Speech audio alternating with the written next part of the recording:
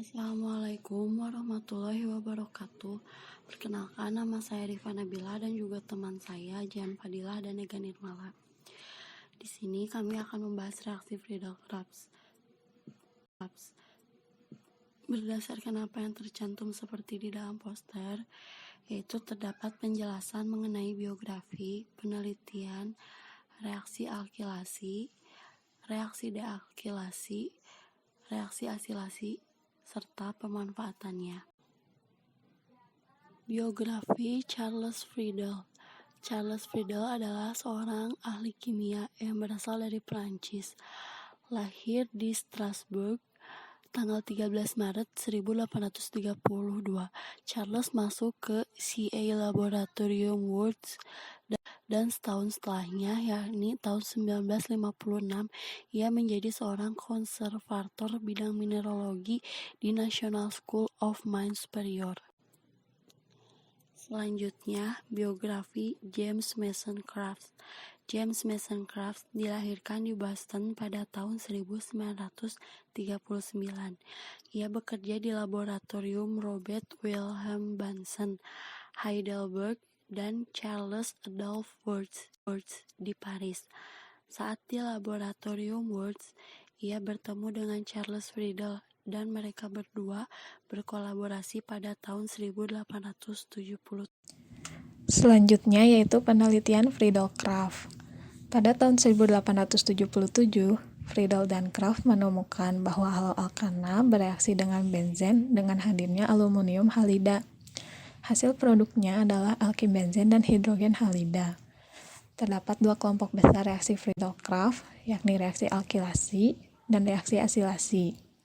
Reaksi-reaksi ini termasuk dalam reaksi substitusi aromatik elektrofilik. Reaksi ini dapat terjadi dengan hadirnya katalis asam Lewis lainnya. Alkilasi Friedel-Crafts melibatkan alkilasi dari cincin aromatik dan alkil halida menggunakan katalis asam Lewis.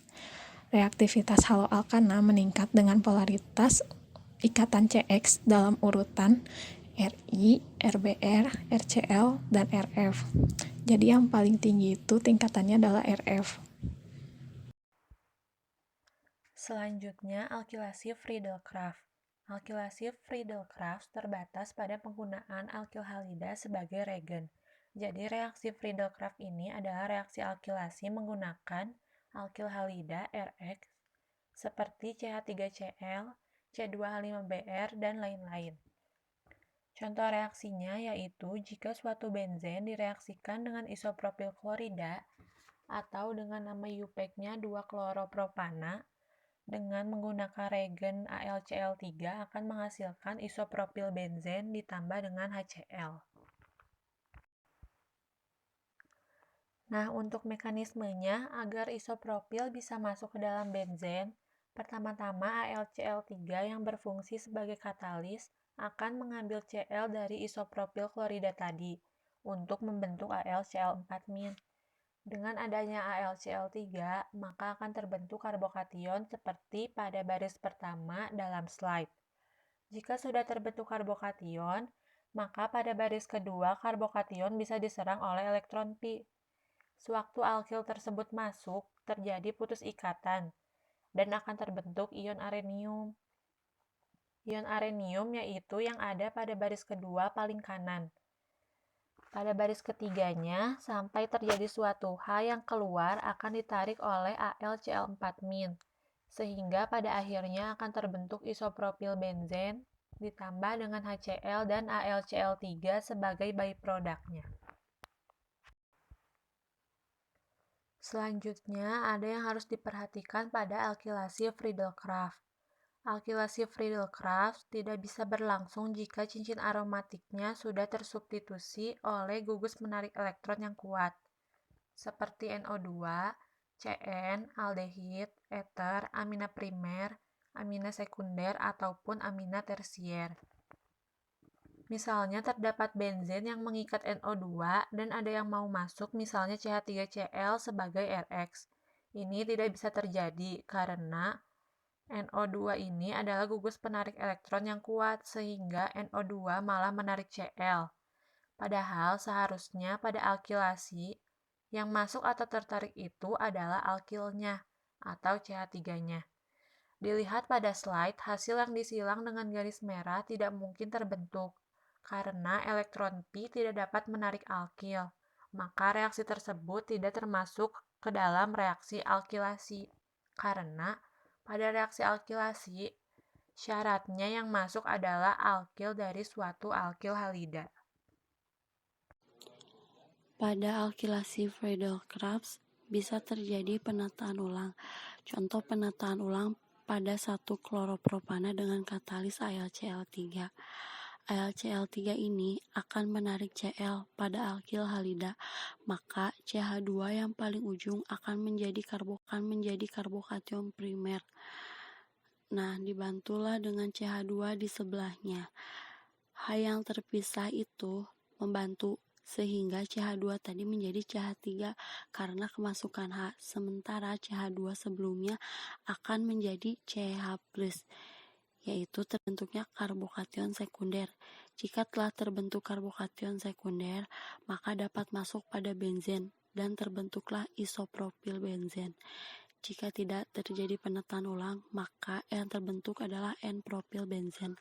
Tetapi N-propil benzen ini hampir tidak mungkin jadi karena pada reaksinya yang terbentuk adalah karbokation primer dan karbokation primer ini sangat tidak stabil, maka isopropil benzenlah yang berpeluang sangat besar untuk terbentuk atau produk utama dengan penataan ulang.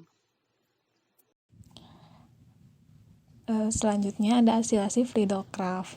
Asilasi Friedel-Crafts ini hampir sama dengan alkilasi. Cuman kalau misalnya di alkilasi yang masuknya adalah alkil, kalau pada asilasi ini yang masuknya adalah asil atau ROX. Mekanismenya yaitu asetil kloridanya dibuat dulu jadi karbokation dengan bantuan katalis yaitu berupa AlCl3. Nah, si AlCl3 ini akan menarik Cl sehingga terbentuk karbokation dan terbentuklah AlCl4-. Pokoknya tujuan dari si katalis ini itu untuk membuat karbokation terlebih dahulu agar elektron pi-nya dapat menarik hasil tersebut. Jadi mekanismenya itu si katalisnya akan menarik Cl dari asetil klorida sehingga terbentuk ion asilium. Nah, barulah si ion asilium ini akan diserang oleh elektron pi membentuk ion arenium sampai H yang keluar akan ditarik oleh si AlCl4- sehingga pada akhirnya akan terbentuk asetofenon atau benzil metal keton. Selanjutnya yang akan dipaparkan yaitu pemanfaatan. Pemanfaatan reaksi Friedel-Crafts yang kami dapat ada 5. Yang pertama yaitu untuk produksi bahan bakar beroktan tinggi seperti Pertamax dan Pertamax Turbo.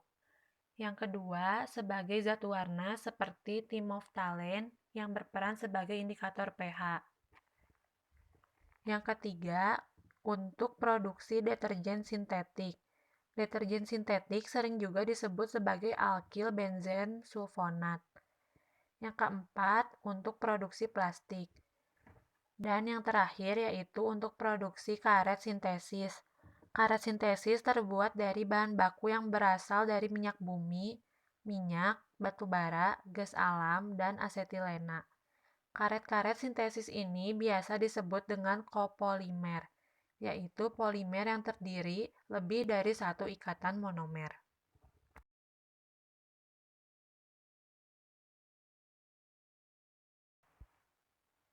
Sekian yang dapat kami sampaikan. Mohon maaf bila masih ada kesalahan dalam penyampaiannya.